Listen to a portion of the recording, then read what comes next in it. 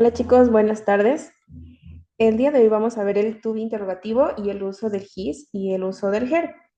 Esta va a ser una clase cortita porque nosotros ya hemos visto el verbo to be en interrogativo, sin embargo lo vamos a volver a ver ya que tenemos la planificación de ver este tema el día de hoy. Sin embargo, yo sé que ustedes ya lo tienen claro sobre el verbo to be interrogativo y aparte de eso vamos a ver el uso del his y del her, que no es nada difícil. Así que empecemos.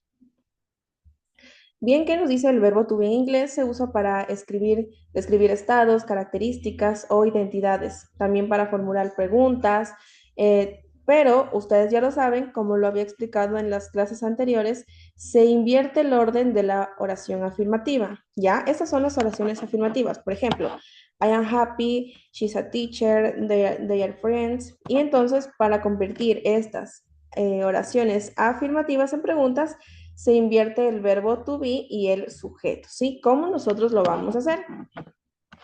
Vamos a escribir el pronombre, ¿sí? Por ejemplo, I am happy, ¿cómo lo vamos a invertir? Vamos a poner el verbo to be interrogativo y al final el signo de interrogación. Entonces, escribimos el verbo to be, el pronombre y escribimos el complemento, ¿sí? Entonces, ¿qué dice aquí? I am happy. I am happy. She is a teacher. Is she a teacher? They are friends. Are they friends? Sí, como vemos, aquí está el verbo to be al principio. Entonces no es algo difícil, solamente es práctica. Bien, y aquí nos dice de nuevo estructura de la pregunta, and más sujeto, complemento para I, eso ya lo habíamos explicado también, is más sujeto, más complemento para he, she, it, e it, ¿sí? Eso también ya lo sabemos, es un grupito. Para las personas que aún no sabemos, podemos escribir en su cuaderno de apuntes todo lo que se ha ido desarrollando durante estas clases para podernos aprender, ¿sí? Ahora, are más sujeto más el complemento para we, you, it, they. Si esto es un grupito, lo podemos ir escribiendo en nuestro cuaderno por grupos e irnos memorizando. ¿Ya? ¿Y qué pasa con el uso del his y del her? His se usa para indicar posesión de algo que pertenece a una persona masculina, o sea, para él. Y her se usa para indicar posesión de algo que pertenece a una persona femenina, o sea, ella, ¿sí? Entonces, aquí tenemos algunos ejemplos. This is his book. Este es su libro, ¿sí? Sabemos que se trata de él. ¿Qué pasa cuando escribimos con her?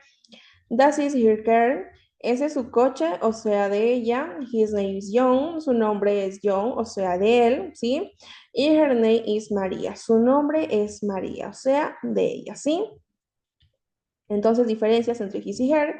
His masculino y her femenino. Entonces, no es algo difícil, cuestión de ir desarrollando, ir aprendiendo y sobre todo memorizando, ¿sí?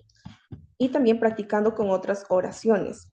Siempre digo que nosotros para poder ir desarrollando estas oraciones tenemos que ir complementando nuestro desarrollo del inglés con el vocabulario, ¿sí? Ahora, ¿qué pasa con use?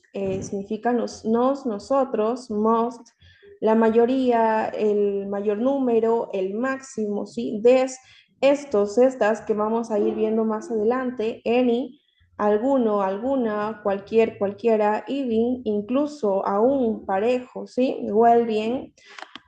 Our, muchos se confunden y dicen our, pero se pronuncia our, ¿sí? Our, nuestro o nuestra. Use, usar, uso, after, después de, y fin, pensar, ¿sí? Aquí tenemos nuestras 10 palabritas del día de hoy, ¿sí? Entonces, espero que se haya entendido. Nosotros ya sabemos sobre el verbo to be interrogativo.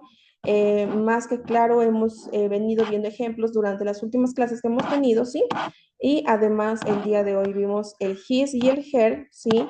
His para él y her para ella. No necesariamente tenemos que empezar al inicio con el pronombre, sino durante la oración podemos ir desarrollando para indicar que es para él o es para ella. Entonces hasta aquí llegamos con la clase del día de hoy. Hay una tarea también en el aula virtual y ya saben, si tienen alguna duda o pregunta, me la pueden ir escribiendo por el chat, ¿sí? Entonces nos vemos la siguiente clase y que tengan una linda tarde.